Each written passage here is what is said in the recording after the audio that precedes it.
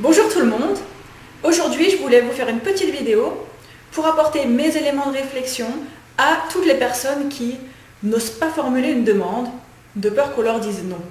Donc je vois souvent des gens qui n'osent pas émettre de demande parce que pour eux, ils ont tellement peur qu'on leur dise non, parce que si on leur dit non, c'est qu'on les rejette en tant que personne en fait. Je vois beaucoup de gens qui, lorsqu'on ne peut pas accéder ou qu'on refuse d'accéder à une de leurs demandes, se sentent rejetés en tant que personne.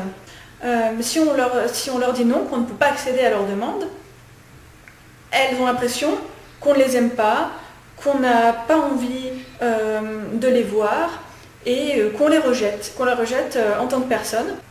Alors par rapport à ça, je voulais aborder ce sujet pour vous dire qu'en fait, rejeter une demande, ça n'a rien à voir avec rejeter la personne.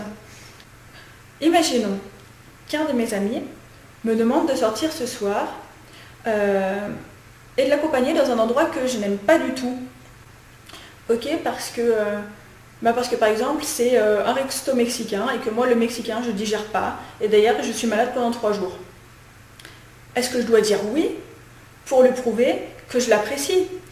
Ou est-ce que je peux tout simplement lui dire bah écoute non, je n'aime pas trop le mexicain, si on pouvait faire autre chose, je serais ravie de t'accompagner. Donc en résumé, une personne à qui vous demandez quelque chose et qui vous dit non, c'est pas forcément quelqu'un qui vous rejette en tant que personne, c'est simplement une personne qui ne peut pas accéder à votre demande.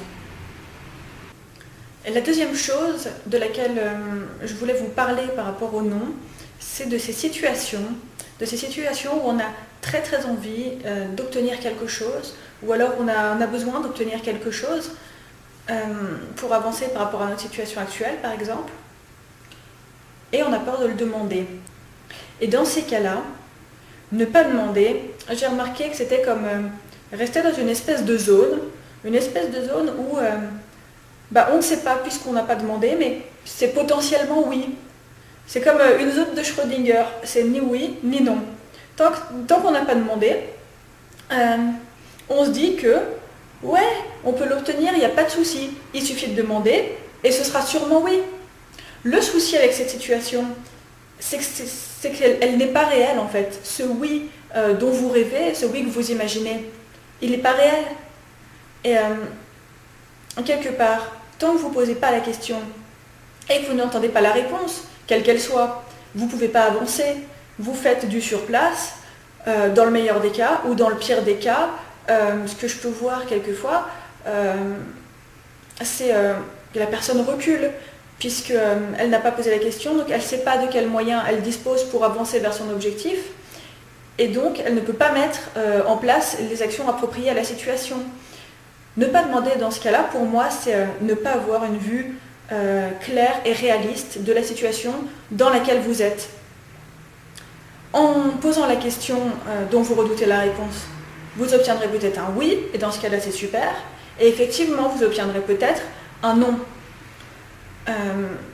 Mais dans ce cas-là, où vous obtenez ce non, ça vous permettra d'avoir une vue claire, réaliste de la situation dans laquelle vous êtes, et de pouvoir enfin avancer et poser des actions appropriées.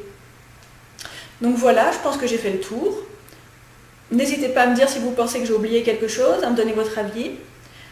N'hésitez pas également à liker et partager ma vidéo si elle vous a plu, et à vous abonner à ma chaîne. Ça permet de rendre mes vidéos plus visibles pour que plus de monde puisse en profiter. Je vous souhaite une agréable journée et je vous dis à bientôt.